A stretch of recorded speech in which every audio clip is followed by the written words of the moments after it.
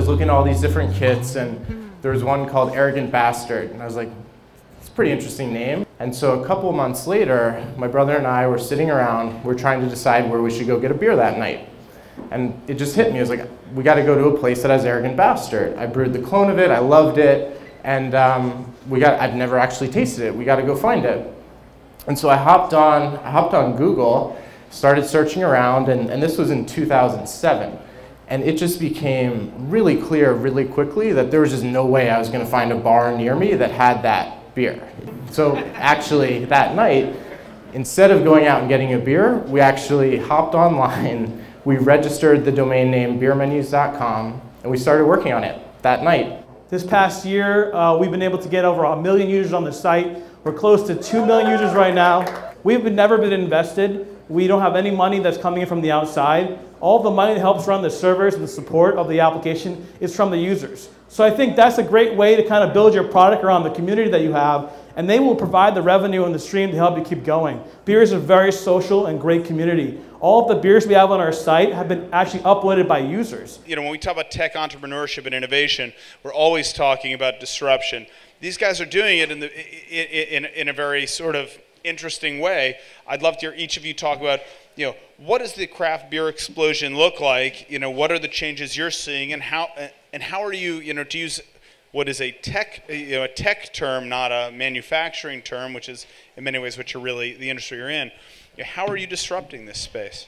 I was at a conference, a beer industry conference last week in Florida, and the chief marketing officer of Anheuser-Busch InBev gave this presentation. I wish he was here tonight.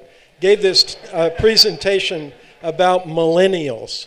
And I mean, it was like a damn, you know, sociology paper or something with stats and photos and little clips of film and all this stuff. And then the CEO of Miller Coors did a similar thing. And I'm sitting back there thinking, Jesus, if you guys are so damn smart, why aren't you selling more beer? Because between them, they've lost more than 20 million barrels of production in the last 5 years, last 5-6 years. So, you know, all the science in the world can't connect you to the beer drinker. And I think the way we've done it has made a connection, and that's a beautiful thing. And it's really totally disrupting the U.S. beer industry. But within the past year, we've brewed over 35 beers as a really small company. And compared to some of these big guys who brew really a few things at really high volume, I think that's kind of a disruption. I don't think there are any people out there who are making a choice between, hey, do I want a Budweiser today or do I want Grim Artisanal Ales? It's moving away from being a thing of trying to disrupt the old Anheuser-Busch model into like uncharted territory. What led you to this business, right? There's got to be a journey there. Yes. Well, I think before I was an architect, I was a drinker.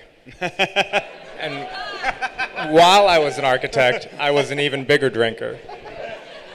And at some point, I mean, all joking aside, I think, you know, I've always had a passion for beer, and definitely starting with drinking beer and then making it on a home brewing scale. Before Brooklyn was an adjective, before companies like Brooklyn Magazine and Northside Festival were doing the stuff we're doing, there was Brooklyn Brewery. How have you been able to sort of define and capture that sort of zeitgeist? Brooklyn means so many different things to so many different people.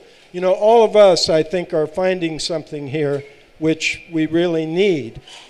I'll bet 2/3 of the people in Brooklyn, their goal is to get the hell out of Brooklyn and move to New Jersey or upstate New York or out west or whatever. Brooklyn is still Brooklyn, you know. And I always think of that line from Song of Myself, you know, Walt Whitman's great poem about, I contradict myself. Very well then, I contradict myself. I contain multitudes. And to me, that's what Brooklyn is. And you can't pin it down. I got the chills. I just got the chills. So on that note, we have time for 2 questions. When you think about the expansion part of your business, kind of long-term thing, do you think about, are we going to distribute by being able to brew in breweries on a national level, or do you think about how can we get our own brewery and grow it that way? For Grim, what we think about actually is trying to find other ways of exerting more control and being more innovative without necessarily buying into the whole shebang as far as becoming a beer factory. For us, we really want to grow first in New York City, you know, and kind of surrounding kind of areas in New York, focusing on, I think, our home market and focusing on, you know, doing the things that we can do at our scale. We're working on a project now to build a 1 million barrel brewery in Staten Island near the Goethals Bridge so that we can export more economically. But, you know, first and foremost, we have to be a Brooklyn Brewery. We have to be a force in New York. That's our base. That's our, you know, that's who we are.